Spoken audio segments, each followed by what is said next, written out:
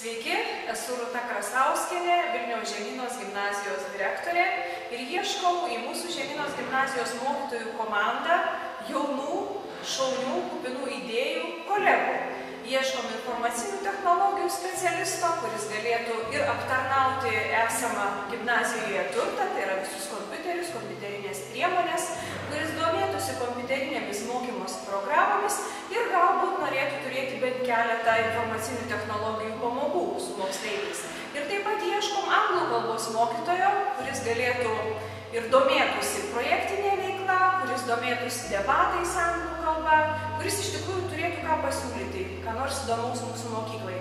Esam šaunūs, jaunatviški, sudarom sąlygas ir galimybės mokytis ir dirbti visiems, kurie to nori ir kurie to siekia.